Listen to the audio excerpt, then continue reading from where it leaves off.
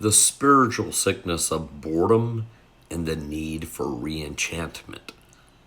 I recently visited a friend's private museum where he has a splendid collection of Jeeps, both life-sized and miniature.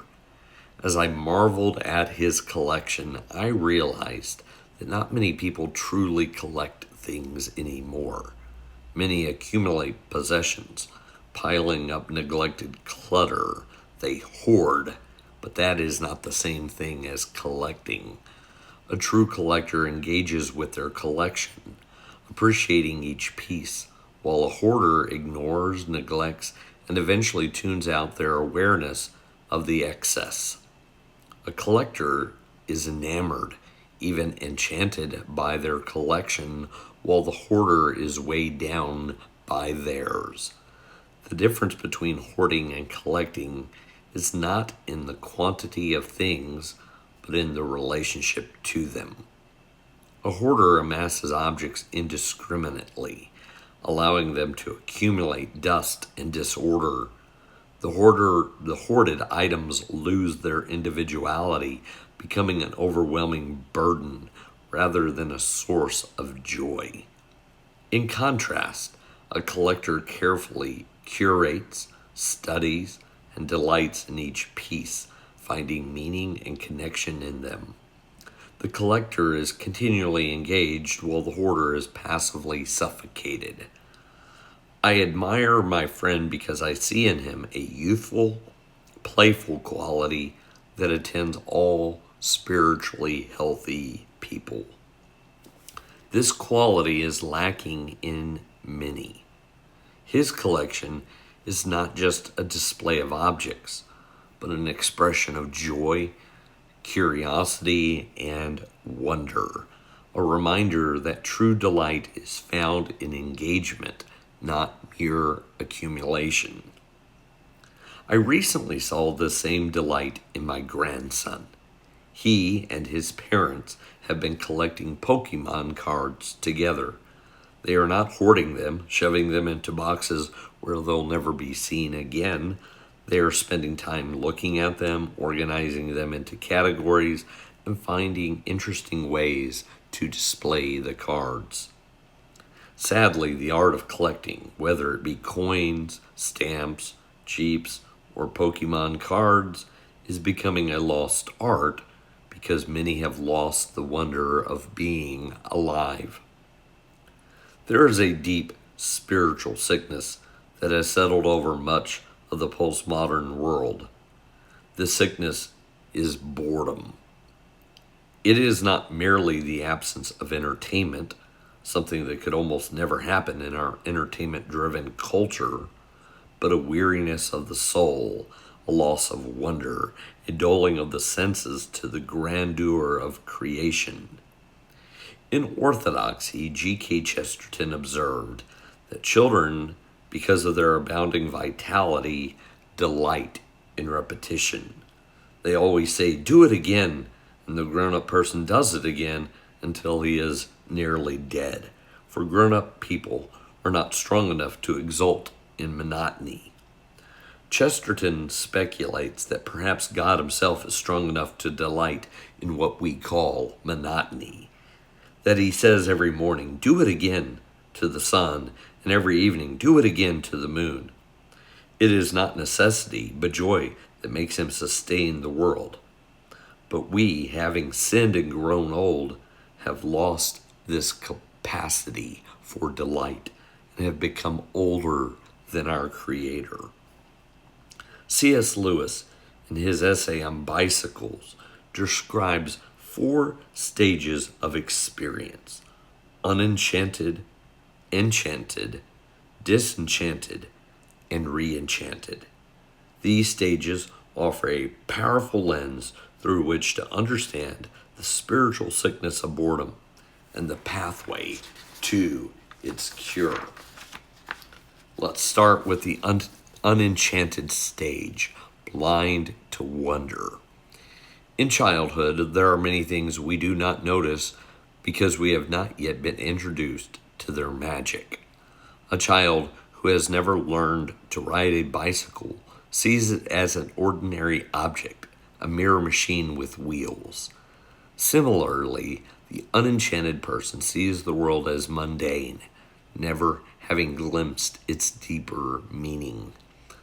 This is the person who looks at the sunrise and sees only shifting wavelengths of light, but never the artistry of God. Scripture warns against such blindness.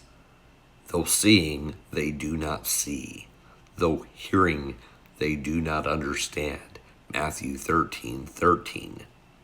The spiritually unenchanted live in a world filled with miracles, but remain untouched by them. Then there is the enchanted stage, the first awakening.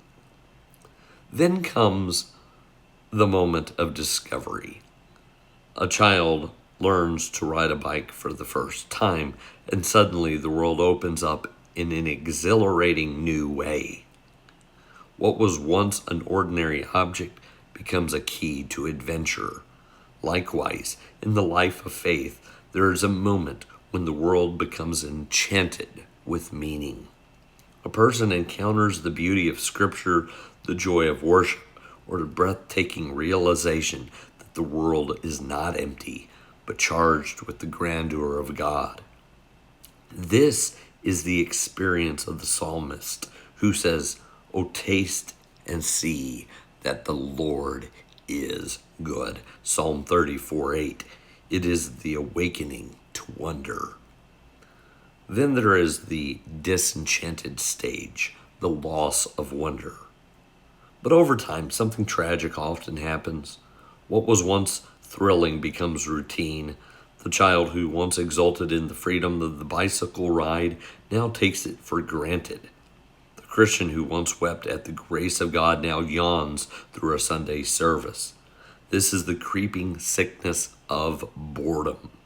The world becomes gray, predictable, lifeless. In Revelation 2:4, Christ rebukes the Ephesian church for this very thing. He says, "You have forsaken the love you had at first." It is a warning to us all.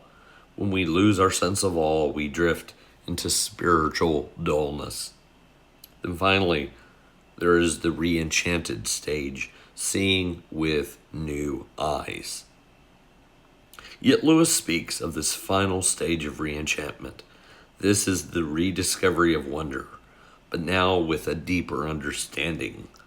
The child who once thrilled at riding a bike, lost the thrill, and later returned to it as an adult, finds not the same joy, but a richer joy. Likewise, the Christian who pushes through spiritual boredom, seeking God anew, discovers a faith deeper and more mature than before. This is what the Bible calls renewal. Be transformed by the renewing of your mind, Romans 12:2.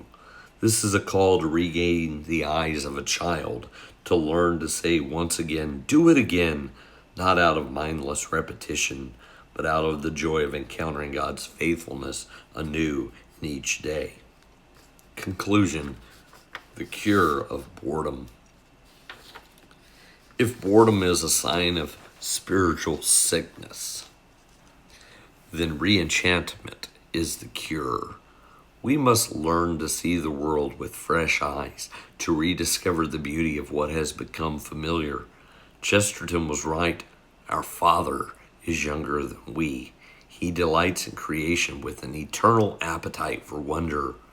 The question is, will we? Jesus calls us to become like little children, Matthew 18:3, not in immaturity, but in delight. To battle spiritual boredom, we must cultivate gratitude, seek God in the ordinary, and pray for eyes to see His glory anew. Perhaps tomorrow morning, when the sun rises yet again, we will not merely see another day, but an invitation from the Creator to rejoice. And in that moment, we will not say, "Not this again." We will say, "Do it again. Do it again," for our sense of wonder will be recaptured. I will leave you with footage from my friend's museum. I hope you enjoy looking at these, just this marvelous collection of Jeeps. It's so fun to see somebody so delighted in something so interesting and yet so very, very simple. Again, I think it is a sign of spiritual health. I think it's a sign of vitality and a joy of life.